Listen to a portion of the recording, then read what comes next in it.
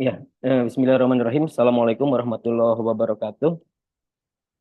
Kali ini saya akan mempresentasikan sebuah artikel yang berjudul Carpenter's Mathematical Thinking Process, Conceptual Mathematical Review pada kesempatan dalam Seminar Nasional Matematika dan Pendidikan Matematika Senatik 8 tahun 2024 di UPGRIS 12 Desember. Di sini saya bersama dengan beberapa anggota peneliti yang lain. Ada Pak Saeko Yulianto, penulis yang lainnya ada Pak Deddy Muhtadi, Pak Sri Tirto Madawistama, Pak Deddy Nurjamil, Pak Sandi Ihsan Amarullah, Ibu Indah Kirana Sumarman, dan Bapak Delvin Firmansyah. Riset ini tentang riset etnomatematik. Saya mulai dari background bahwa matematika itu is everywhere. Nah, kita semua tahu bahwa matematika itu bisa kita temui di mana saja berada. Hanya tidak semudah itu karena kita punya tantangan eh, untuk melihat lebih dalam bahwa memang dia benar-benar matematik. Eh, jadi ini sudah ditulis oleh Palomar dan lain-lain 2007 gitu ya.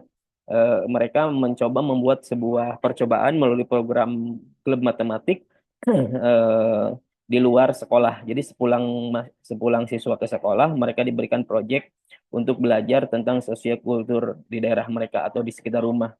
Eh, dari hasil penelitiannya memang ditemukan sebuah capaian yang luar biasa dari pengalaman para siswa tentang bagaimana matematik dapat ditemukan oleh para siswa di luar rumah dan dipresentasikan dengan luar biasa oleh para siswa begitu ya.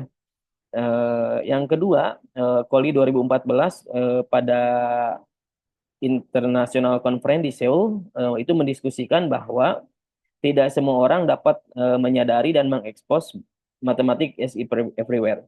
Nah, masalahnya apa?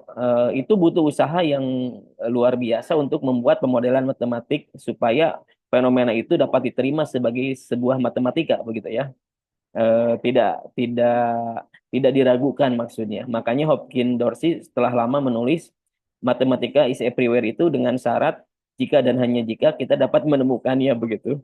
Padahal di mana-mana ya, tapi di sini ada sebuah anekdot begitu ya. Kalau kita menyadarinya maksudnya begitu. Nah, jadi artinya butuh pendalaman lebih lebih kuat bahwa dia memang matematik. Nah, oke, jadi kuncinya adalah memang butuh sebuah pemodelan bahwa proses berpikir atau fenomena itu bisa dimodelkan dengan baik melalui matematik sehingga orang lain bisa melihat dan merasakan bahwa itu memang matematik. Di sisi lain, penelitian etnomatematik sudah berkembang pesat diinisiasi oleh De Ambrosio, kemudian Bishop, Gerdes. Nah, ini ketiga ini fokus pada aktivitas-aktivitas fundamental matematik, eh, mulai dari socioculture, mathematics and culturations, kemudian reflection of mathematics. Nah, ini menulis bahwa ada banyak aktivitas fundamental matematika seperti menghitung, mengukur, melokasi, mendesain, bermain, menjelaskan dan lain sebagainya. Tapi ada juga pandangan atau matematika dari sisi antropologi budaya. Ya, ini yang dijelaskan oleh Oray dan Rosa. Nah, ini. Nah, pada artikel atau penelitian ini kami menggunakan konsep gagasan etnomatematik dari Ambrosio, Bishop, dan Gerdes, yaitu aktivitas proses berpikir. Nah, apa yang kita konsentrasikan di sini? Kita berkonsentrasi pada fenomena sentral. Yang pertama, pernyataan tujuannya itu kita ingin mengeksplorasi bagaimana proses berpikir matematik para tukang kayu atau ahli perkayuan dalam kehidupan sehari-hari mereka. Tentu yang kita tahu bahwa mereka doing math dengan sangat ketat begitu ya. Terutama dalam kemampuan geometri. Artinya ada banyak karya carpenters yang memang membutuhkan skill geometri. Nah, tapi pertanyaannya adalah seberapa akurat atau bagaimana akurasi konseptual dari para carpenters ini. Nah, kemudian selain itu bagaimana secara prosedural. Nah, kemudian peneliti juga mengelaborasi bagaimana mereka berpikir ketika menyelesaikan masalah matematika sekolah. Seandainya nanti para tukang kayu ini diberikan soal matematika sekolah, tapi yang relate dengan kehidupan mereka, dengan pekerjaan sehari-hari mereka kita berikan, apakah mereka bisa mengerjakannya atau tidak. Artinya problem itu kan baru bagi mereka. Nah, tapi kemampuan atau konsep matematik yang dibutuhkan untuk menyelesaikan itu sudah mereka gunakan sebenarnya dalam keseharian pekerjaan mereka. Misal begini, tukang kayu diminta memotong tongkat 70 cm. Itu harus dibagi menjadi 3 bagian yang sama. Ini tentu dalam keseharian mereka sering melakukan hal semacam ini begitu ya. Hanya ini angkanya kalau secara matematik kan kita ingin melihat akurasi. Bagaimana 70 cm kalau dibagi menjadi 3 kan gitu ya. Nah, kita akan melihat bagaimana salah satu contoh soal ini adalah contoh saja begitu. Nanti ada 10 ada 8 soal seperti ini yang berbeda materinya begitu yang kami berikan. Nah, lalu kami menganalisis bagaimana akurasi konsepnya dan prosedurnya secara matematik. Next, kemudian ini metodologinya ini kualitatif studi fenomenologi. Kami mendalami 6 carpenters di Priangan Timur, kemudian wawancaranya mendalam, satu wawancara, satu terminnya ini bisa full 1 hari begitu. Nah, kemudian teknik samplingnya purposif dilanjutkan oleh snowball. Jadi kita ngambil satu tukang kayu yang sudah dari penelitian pendahuluan diidentifikasi bahwa mereka teridentifikasi baik secara matematik. Nah, kemudian berikutnya kita menggunakan teknik snowball untuk mendapatkan rekomendasi tukang kayu yang memenuhi kriteria. Kemudian durasi penelitian 3 bulan, sumber datanya observasi, teknik pengoleksian datanya melalui wawancara dan tes.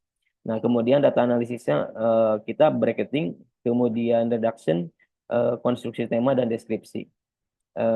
Hasil penelitian menunjukkan bahwa mereka berpikir secara heuristik dalam mengerjakan karya-karya matematik, baik itu mengerjakan karya yang kecil seperti asbak begitu ya, atau karya-karya besar seperti lemari atau meja begitu.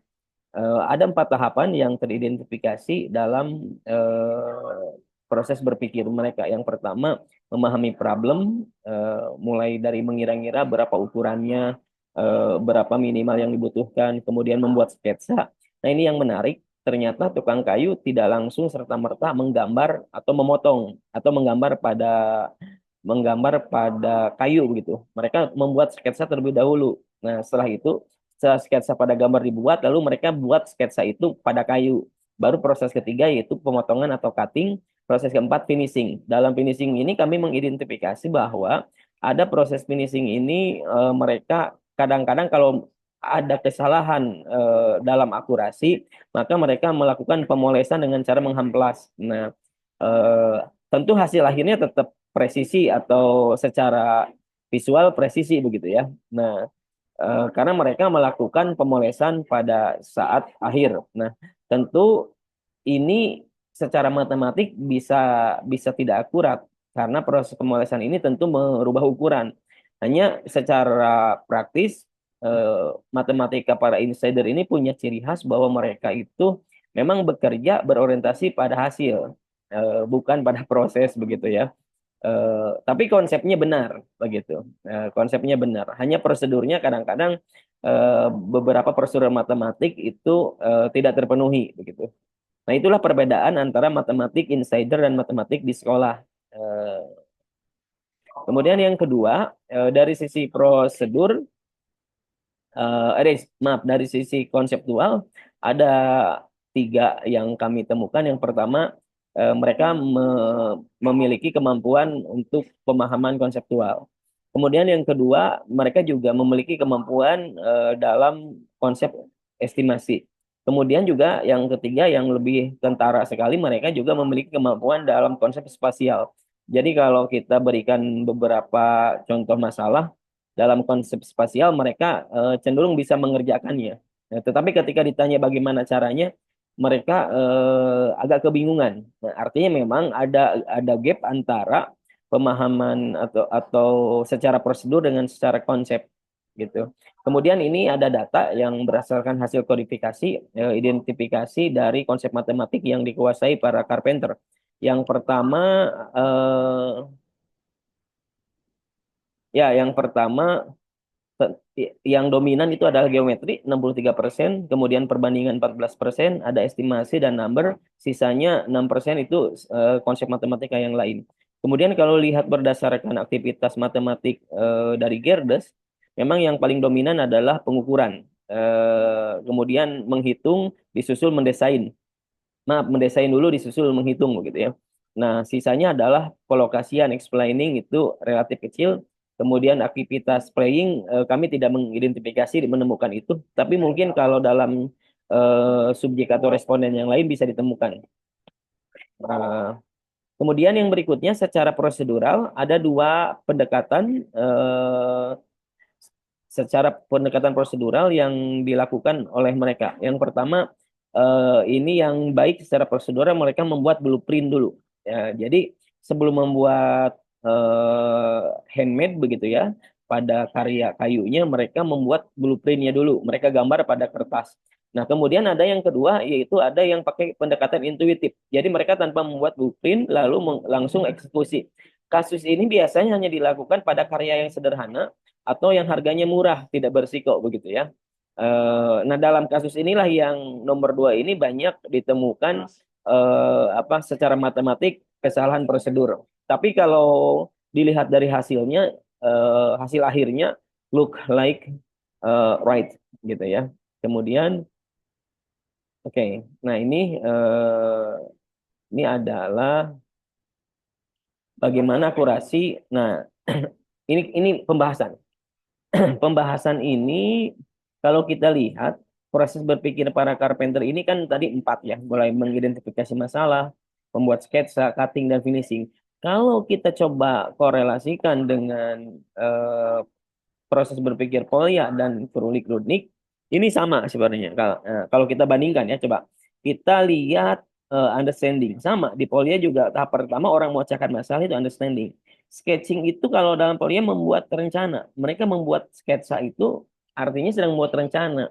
Cutting itu pemotongan, artinya mereka sedang melaksanakan rencananya. Lalu finishing. Finishing ini mereka suka memodifikasi hasil akhirnya. Kalau kalau ada yang kurang sempurna, mereka lakukan penyempurnaan dengan hampelas gitu. Nah, dalam tahap matematik itu mereka sedang looking back itu atau melakukan penilaian ulang. Nah, sama dalam tahap Kurnik juga sama. Dalam tahapan yang pertama yaitu reading dan berpikir, kemudian membuat rencana, memilih strategi, kemudian melihat jawaban dan melakukan refleksi. Nah, artinya memang para ahli pertukangan kayu ini atau carpenters ini menggambarkan proses berpikir yang matematis sebenarnya. Oke, next yang berikutnya kesimpulannya bahwa tadi ya bahwa proses berpikir matematik para tukang kayu itu hampir mirip atau bisa dikatakan sama dengan tahapan proses berpikir matematik sekolah begitu para siswa di sekolah, hanya beda konteksnya. Kalau ini adalah konteks insider atau para pelaku budaya atau praktisi, kalau ini di sekolah.